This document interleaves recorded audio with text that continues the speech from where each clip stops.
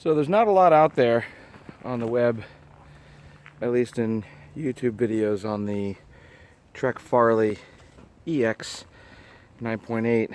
So I've got about a week on this bike, and I thought I'd do a little video on it just to share with others who are contemplating this kind of thing for winter riding, but frankly four-season riding.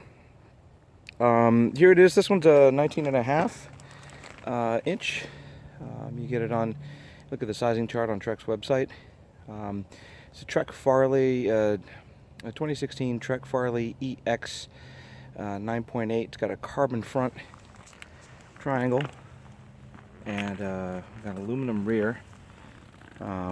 Only mod I've really made to it is I've gotten some of the 3M, what they call slapper tape, but it's really an electrical tape application, and it's a little bit rubberized, sticks really well, and is replaceable. So I kind of put it in the high wear areas. It's got the Trek reactive shock from Fox. Good piece of tech there. Can't say that after a week I've noticed anything materially different than some of the other stuff I ride, but maybe when I get more used to the bike, that'll change.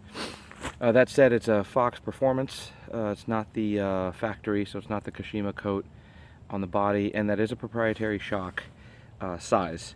So just like Specialized, you've got to, you know, if you want to replace your shock on your Trek, or at least on this one, you're gonna have to look at within the Trek family for the size.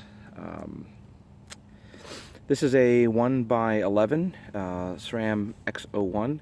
It's got a Race Face Next SL crankset and bottom bracket, and I believe this ring, I don't know if it's actually a fat specific or if it's just turned around. I've had one of these before, but the dish is to the outside. So normally when I run this ring on my other bikes, the direct mount ring, it's reversed the other way, so it's dished inward. This one is dished outward, probably to maintain a good chain line. Sorry for the video. You're probably not going to see a very good, probably not very good there. But the only, a couple of nice discoveries on the Trek website. It says that this bike comes spec'd with SRAM Guide R, and imagine my surprise when I saw the, I don't know if I can even get that to focus. Geez, what's going on here? It comes with Guide RS. You can probably see that there, which was nice. So it's just the material differences are, I think you get your lever adjust, and that's about it. I don't think the Guide R, I'm not sure whether the Guide R gives you that, to be honest with you. But there's the R, the RS, the RSC, and then the Ultimate. It was nice to see that even though the spec says Guide R, this came with the Guide RS's. The stem, nice, also nice feature.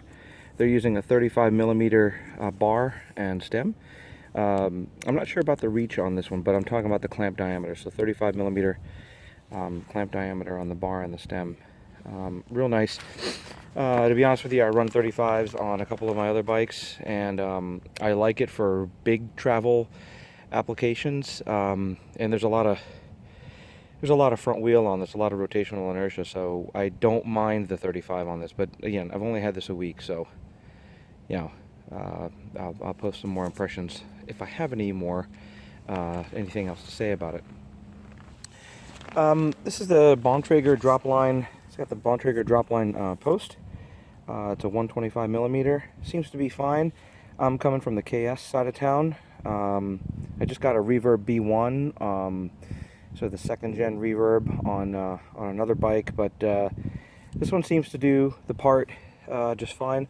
I am, at the advice of the mechanic who put the bike together over at Biker's Edge in Bristol, Connecticut, I am running this lever flipped upside down, and the reason for that, come on, let's get some focus in here.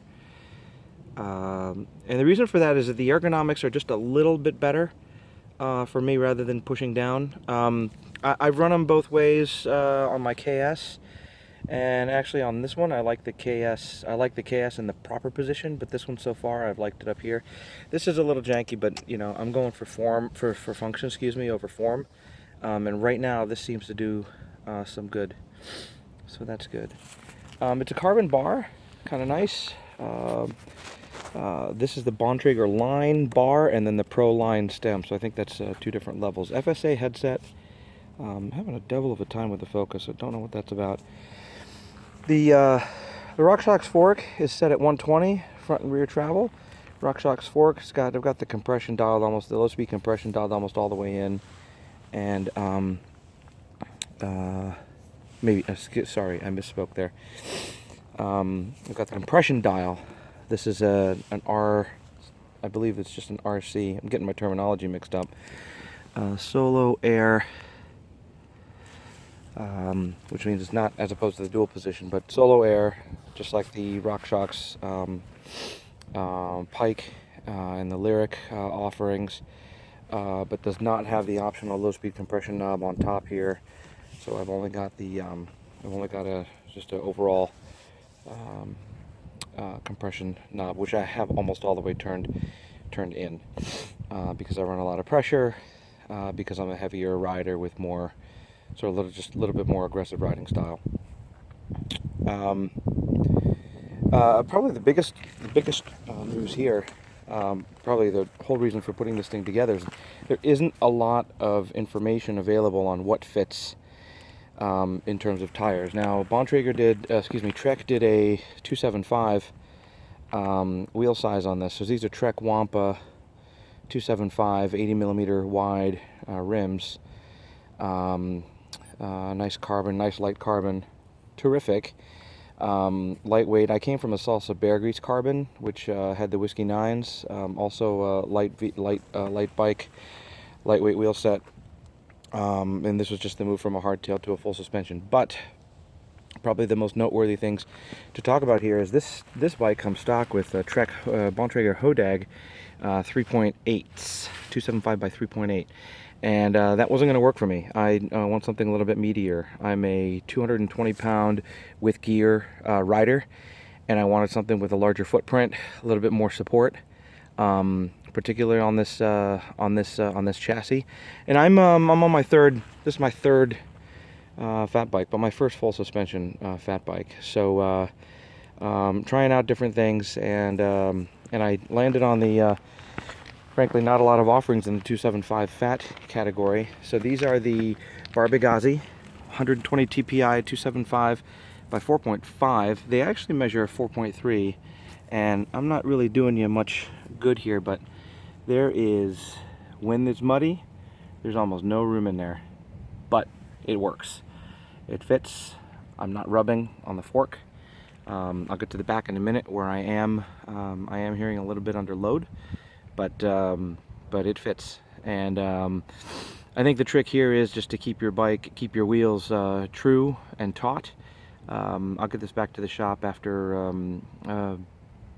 probably 15 or 20 riding days, and get into the shop to get the wheels just fixed up after the first, after the break-in period, just to get them true and tensioned.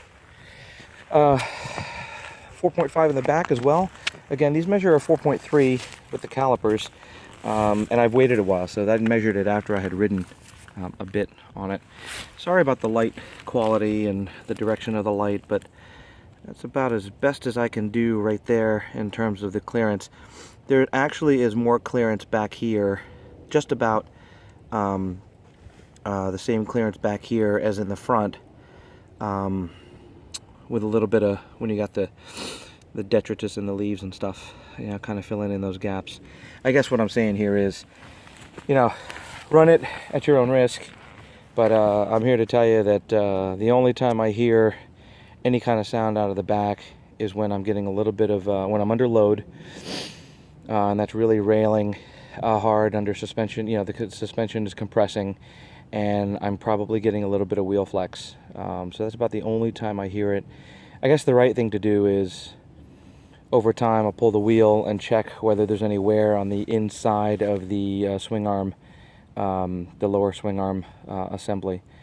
But I'll tell you what, it's the right thing for me.